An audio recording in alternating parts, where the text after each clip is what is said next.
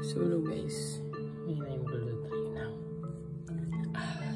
hindi joke lang, luto kayo ng baboy. Napakuluan na natin yan. Tapos ang gagawin natin, i-adobo natin siya kasi gamitin natin siya para sa gawin natin isa.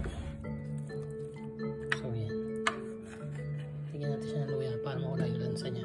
Tapos mamaya lulutuin natin, lalagyan ulit natin ng luya pag inadobo natin para mawala yung lansa at saka amoy. So let's go. So yan guys, balikan ito lang kadiri yan. Ang gagawin natin ay yung pinakamadaling paraan para mag-adobo. So lalagyan na natin itong luya since mango o malansa yung ating lutuin. Lalagyan natin siya ng luya.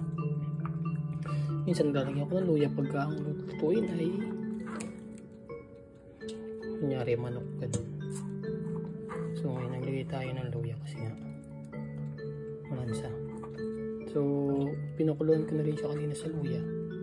So nilagyan ulit po natin para mas matanggal yung lansa. Tapos sibuyas, bay leaf, tapos itong ating sibuyas. So lalagyan natin itong toyo at suka mamaya. So ayan guys, maglalagay na rin tayo dito ng toyo. Tapos ito guys yung suka. Ayan. Tapos lalagyan ko na rin siya ng brown black pepper. Ito yung brown black pepper natin. So tingnan ko ipapakita kung paano ko nalagay. Basta yan. Ayan guys, nakikita nyo yung yan, ground black pepper yan. Lagyan na natin. Ayan, meron ko dito tubig.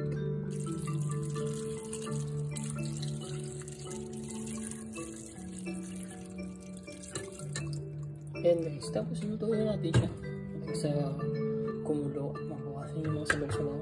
Tapos titikman na lang natin siya mamaya. Tapos kung ano pang pwede natin ilagay, asukal or something na pwedeng mag-blend sa ating adobo. So yan guys, takpan na natin siya. Tapos lutuin lang natin siya ng mga low heat o medium heat pwede na. So yan guys, let's go. So ito guys, ito na yung ating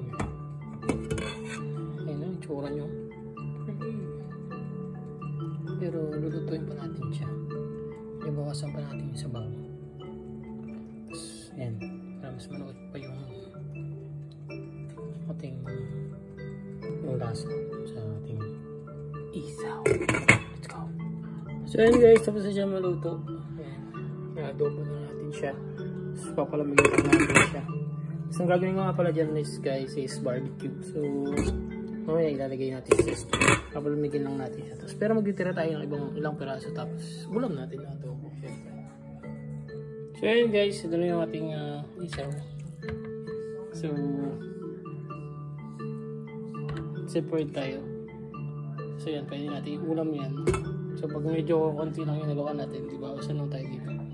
So yung stick natin. So let's do this. Let's go. So ano ba gusto mo na kumain?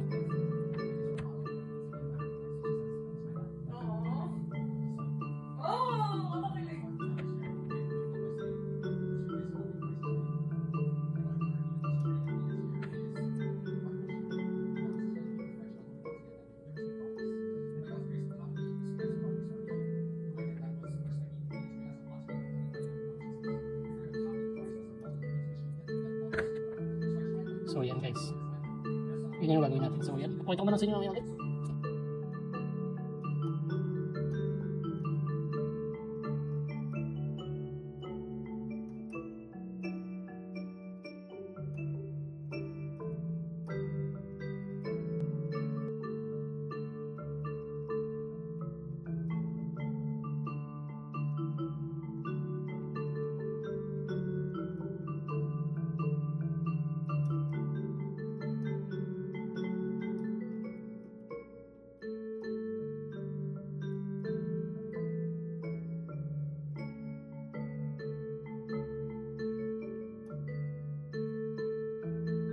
So ito guys ang ating isaw. Nakagawa na tayo. Hindi ko nabilang kung ilang piraso ito. Basta yun ang isaw natin. Yes! Isaw for the win. Tapos i-grill na lang natin bukas.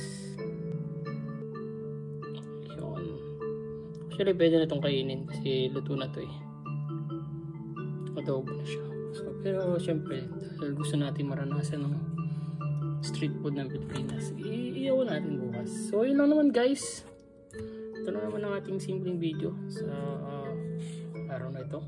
Maraming salamat sa panonood guys. God bless and isaw! Ingat!